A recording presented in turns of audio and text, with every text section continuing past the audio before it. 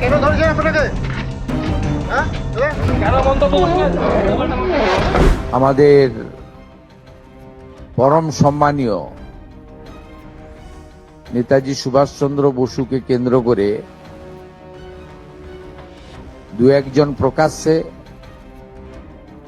আর অনেকে বলবো না, গুটি কত নেতাজি সুভাষচন্দ্র বসুকে একজন প্রকৃত দেশপ্রেমিক, ভারতবর্ষের স্বাধীনতা পাইয়ে দেওয়ার ক্ষেত্রে প্রধান স্থপতি হিসেবে প্রত্যেকেই স্বীকার করে।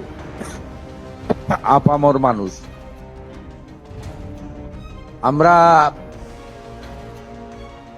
এই বিষয়ে লক্ষ্য রেখেছিলাম। আমার সঙ্গে ডিজিপি সিদ্ধিনাথ গুপ্তাজি রয়েছেন, ADG law and order Ajay Ranade রয়েছেন। আমরা পরিষ্কারভাবে আমাদের সাইবার সেলকে ইনস্ট্রাকশন দিচ্ছি। মিস্টার সঞ্জয় সিং আছেন ডিজি সাইবার, এবং ওখানে অশোক প্রসাদও আছেন, তাকে ডিজিপি সাহেব নির্দেশ দেবেন যারা সোশ্যাল মিডিয়াতে পশ্চিমবঙ্গের অধিবাসীরা নেতাজি সুভাষচন্দ্র বসু সম্পর্কিত অপমানজনক মিথ্যা অপপ্রচার করার দুঃসাহস দেখিয়েছেন। ভারতীয় ন্যায় সংহিতা অনুযায়ী সেকশনে কেস হবে।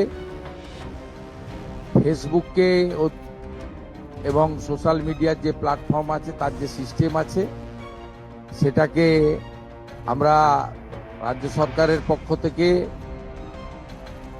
সোশ্যাল মিডিয়া প্ল্যাটফর্মেও তাদের বিরুদ্ধে ব্যবস্থা নেওয়ার জন্য লেখার ব্যবস্থা করছি, এবং নির্দিষ্ট ধারাতে গ্রেপ্তারিও শুরু করার জন্য পুলিশকে নির্দেশ দেওয়া হচ্ছে।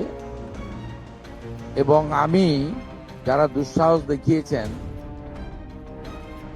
তাদের কাছে অনুরোধ করব, অনুরোধ ঠিক নয়, পরামর্শ দেব। একদিকে তো পুলিশকে আমি নির্দেশ দিলাম, অন্যদিকে বলবো যে তারা যে দুঃসাহস দেখিয়েছেন, এই দুঃসাহস ভালো না, এবং এটা পশ্চিমবঙ্গ সরকার, পশ্চিমবঙ্গ পুলিশ ভালোভাবে নিচ্ছে না।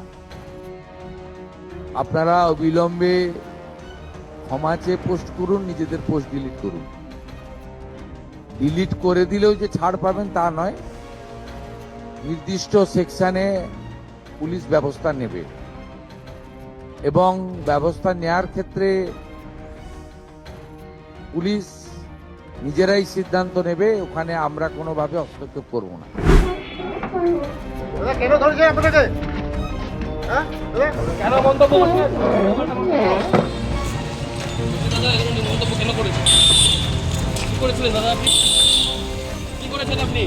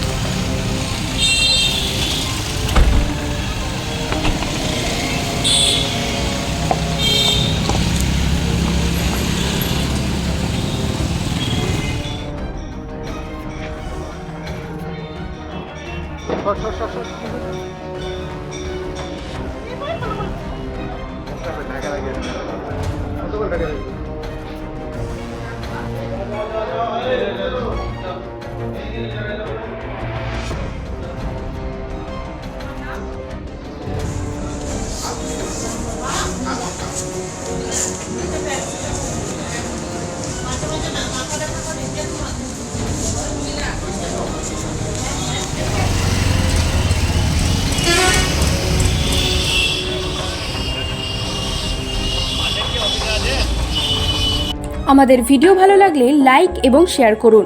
কমেন্ট সেকশনে গিয়ে জানান আপনাদের মতামত। আরও ভিডিও পেতে আমাদের চ্যানেল সাবস্ক্রাইব করুন এবং প্রতি মুহূর্তে খবরের আপডেট পেতে প্রেস করুন বেল আইকন।